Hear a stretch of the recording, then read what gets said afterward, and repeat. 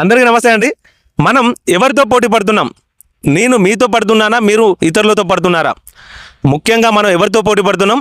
Artificial ఇంటెలిజెన్స్తో పోటీ పడుతున్నాం, కంప్యూటర్తో పోటీ పడుతున్నాం, రోబోలతో పోటీ పడుతున్నాం.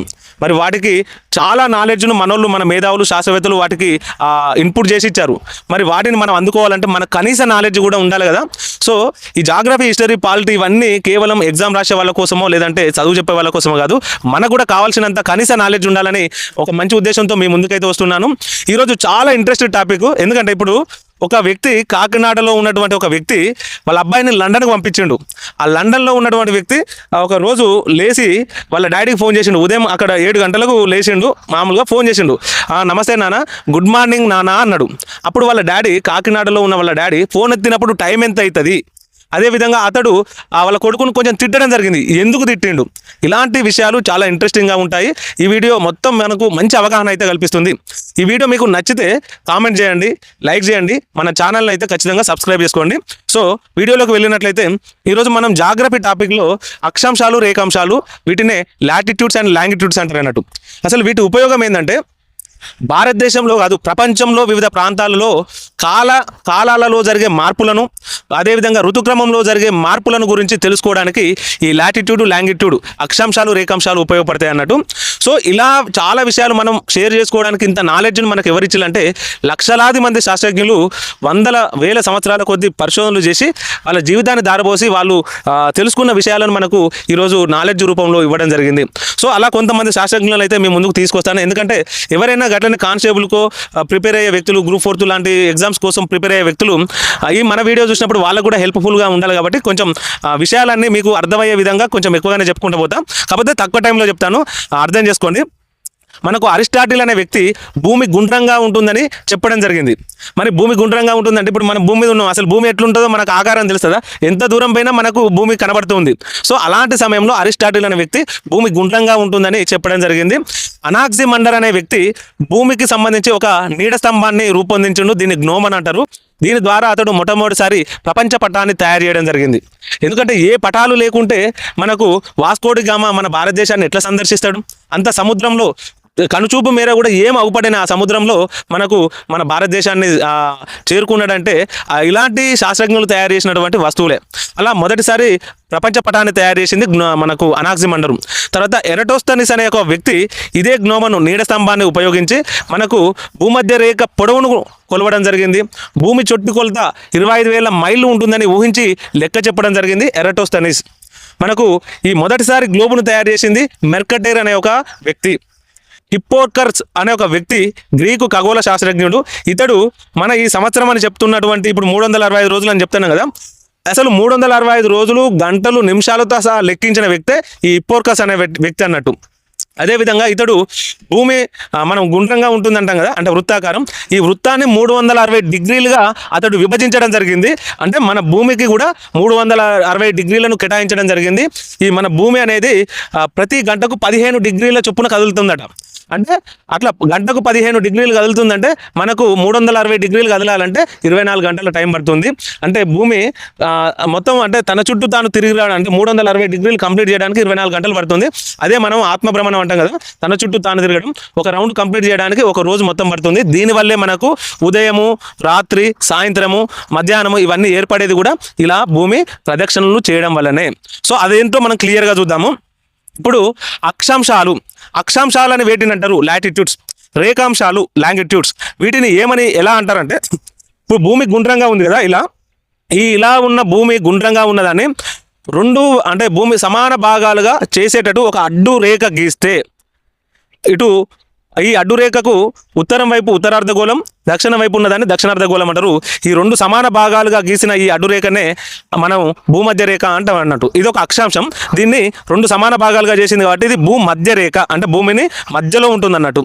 ఈ భూమధ్య రేఖకు మనకు 0 డిగ్రీ కేటాయించడం జరిగింది శాస్త్రవేత్తలు. ఇక ఉత్తరార్ధగోళం వైపు 1, 2, 3, 4 ఇట్లా 90 డిగ్రీలు ఇవ్వడం జరిగింది.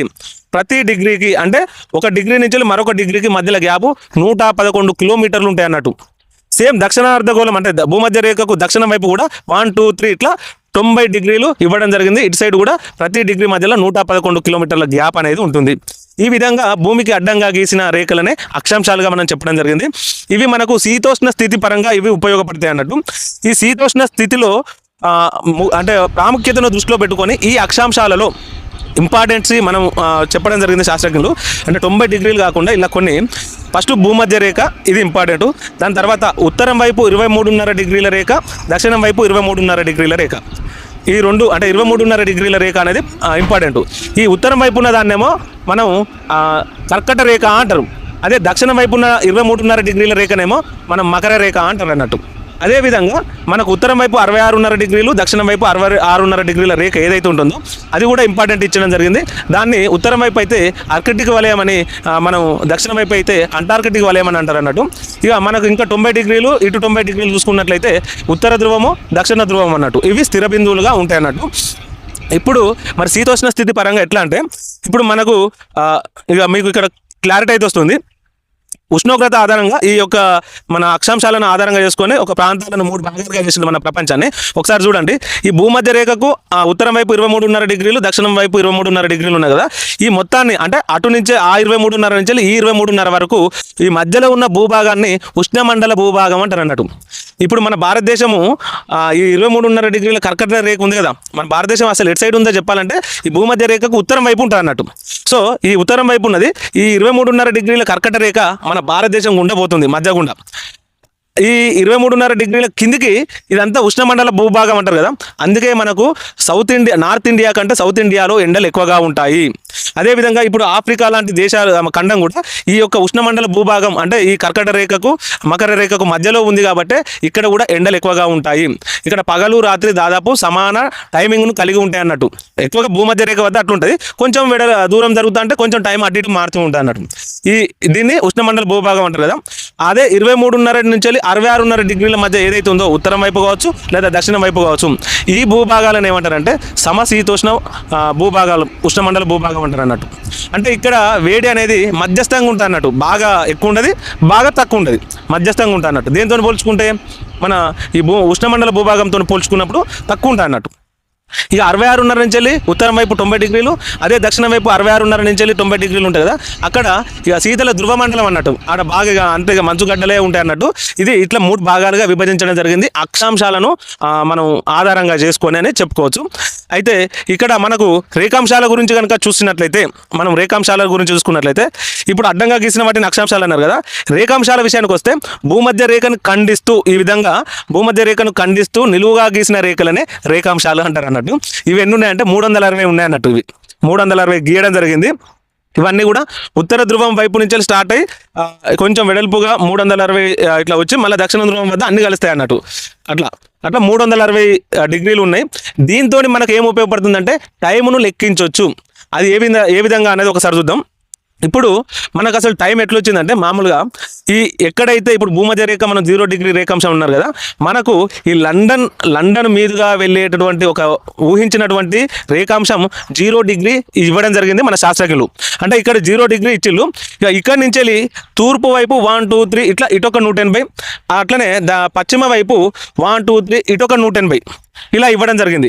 ఎగ్జాక్ట్లీ ఈ 0 డిగ్రీకి బ్యాక్ సైడే మనకు 180 డిగ్రీల ఉత్తర రేఖాంశం కావచ్చు లేదా దక్షిణ రేఖాంశం కావచ్చు ఒకటే ఉంటుంది. ఇప్పుడు మనం ఆల్రెడీ మనకు హిప్పోర్కస్ అనే శాస్త్రజ్ఞుడు ఏం చెప్పిండు, మనకు 15 డిగ్రీలు దాటడానికి గంట సమయం తీసుకుంటుంది అన్నది కదా. ఇప్పుడు లండన్లో 0 డిగ్రీ మీద ఉంది అన్నట్టు. ఇక్కడ దీన్ని ఆధారంగా చేసుకొని ప్రపంచ టైమింగ్ అనేది ఉంటుంది అన్నట్టు. అయితే మన భారతదేశానికి వచ్చేసరికి మనం ఆ టైంను వాడడం, మన స్థానిక కాలమానం వాడతాం, దానికి కూడా ఈ రేఖాంశాన్నే వాడతాం. మన దగ్గర అసలు మన భారతదేశము ఏ రేఖాంశాల మధ్య ఉన్నది, ఏ అక్షాంశాల మధ్య ఉన్నది అనేది మీకు లాస్ట్లో మీకు వివరిస్తాను. 82.5 డిగ్రీల తూర్పు రేఖాంశం అనేది మన భారతదేశం గుండా పోతుంది. మన భారతదేశాన్ని నిలువుగా ఇట్లా విభజిస్తుంది అన్నట్టు. ఈ 82.5 డిగ్రీల తూర్పు రేఖాంశం అది కాకినాడ గుండా కూడా పోతుంది అన్నట్టు. ఇప్పుడు మనం చెప్పుకున్నట్టు 15 డిగ్రీలు దాటడానికి మనకు గంట టైం పడుతుంది కదా. మామూలుగా భూమి ఎట్లా తిరుగుతుందంటే పడమర నుంచి వెళ్ళి తూర్పుకు తిరుగుతుంది.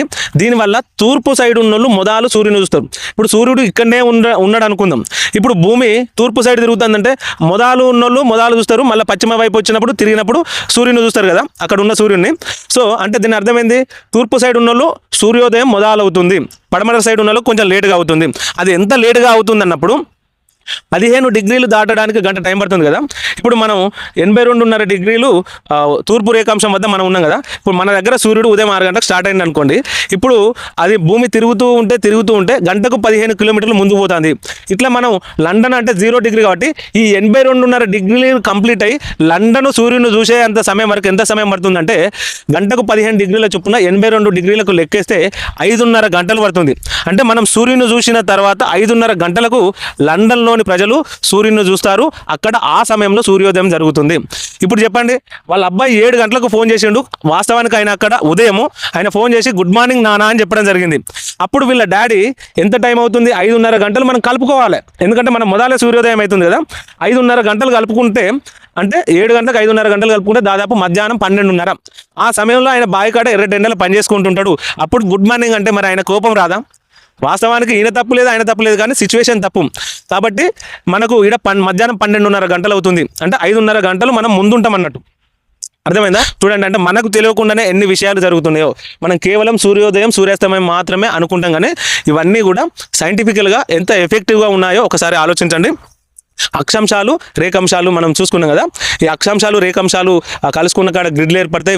వీటి ద్వారా మనం లొకేషన్లు తెలుసుకోవడానికి ఈ లాటిట్యూడ్ లాంగిట్యూడ్ వాడేది అందుకోసమే. మనం ఈజీగా ఈరోజు సెల్ ఫోన్ వాడుతున్నామంటే లొకేషన్ ఆన్ చేసుకుంటే అతడు ఎక్కడ ఉన్నాడో పిన్ పాయింట్తో మనం ఎలా వెళ్తున్నామంటే ఈ అక్షాంశాలు రేఖాంశాల వల్లనే. సో అదేవిధంగా ఇంకొకటి ముఖ్యమైన విషయం చెప్తున్నాను. మనకు ఇది చాలా చాలా ఇంట్రెస్టింగ్గా ఉంటుంది. ఎట్లా అంటే ఇప్పుడు నేను ఇక్కడ ఉన్నా, నా దగ్గర ప్రైవేట్ ఒక విమానం ఉన్నది. ఆ ప్రైవేట్ విమానంలో జస్ట్ ఒక 3 గంటలలో లండన్ పోతా. కాకినాడలో ఎక్కినట్టే 3 గంటలలో లండన్ పోతా. ఇప్పుడు నేను ఇక్కడ ఉదయం 6 గంటలకు లేచిన, ముఖం గిట్లా కడుక్కున్న, స్నానం చేసిన, 8 గంటల వరకు టిఫిన్ కూడా చేసినాం. చలో నా ప్రైవేటు ఫ్లైట్ ఉన్నది కదా, అలాగే ఎక్కిన మా పైలట్ను పోనీ లండన్ పోనీ అని చెప్పిన. అప్పుడు ఎంత అవుతుంది? కాకినాడలో 8 అవుతుంది. సో అతడు 3 గంటలలో లండన్ తీసుకుపోతాడుగా. 3 గంటలలో లండన్ తీసుకుపోయాడు. లండన్లో దిగేసరికి ఇంకా తెల్లారలే, 5:30 అవుతుంది ఉదయం. తెల్లారలే, ఇంకా సూర్యుడు కూడా రాలే. అంటే ఈ 5 గంటల టైం నాకు కలిసి వచ్చినట్టే కదా ఒక రకంగా. అంటే డేట్ పరంగా కానీ దేని పరంగానైనా నాకు కలిసి వచ్చినట్టే కదా. అంటే దీని అర్థమైంది, ఇప్పుడు మనం ఎటు సైడ్ పోయినాం, మనం భారతదేశం నుంచి వెళ్ళి పశ్చిమ సైడు మనకు లండన్ ఉన్నది. అంటే పడమట్ట సైడు వెళ్ళే కొద్ది మనకు ఒక రోజు కలిసి వస్తుంది. అదే వాళ్ళు మన సైడ్ వచ్చిందనుకో ఒక రోజు లాసు. ఎందుకంటే వాడు ఉదయం 6 గంటల కాడ బయలుదేరింది అనుకో, మామూలుగా ఇక్కడికి వచ్చేసరికి 3 గంటలు అనుకో, 9 గంటల వరకు రావాలి మన టైం వరకు. కానీ ఇక్కడికి వచ్చేసరికి టైం ఎంత అవుతుంది? వాడు 6 అవుతుంది అంటేనే మనకి ఇక్కడ 11:30 అవుతుంది. వాడు ఇక్కడికి వచ్చేసరికి ఇంకో 3 గంటలు కలుపుకుంటే మనకి ఇక్కడ 2 అవుతుంది, మధ్యాహ్నం 2 అవుతుంది. అంటే మన అన్నం తినే టైం అవుతుంది. మామూలుగా వానికి ఏంది టిఫిన్ చేసే టైం. సో అంటే 6 గంటల టైం లాస్ అయినట్ట కాదా? అంటే ఇవన్నీ కూడా మనం భూగోళము ఖగోళము ఇవన్నీ కూడా కొంచెం సైంటిఫికల్గా మనం అర్థం చేసుకుంటే చాలా విషయాలను మనకు నేర్పుతుంది. మీకు అక్షాంశాలు రేఖాంశాలు అర్థమైందని అనుకుంటున్నాను. వీడియో చూసి ఆదరించినందుకు ధన్యవాదాలు. Thank you. మరొక మంచి ఇంట్రెస్టింగ్ వీడియోతో మీ ముందుకు వస్తాను.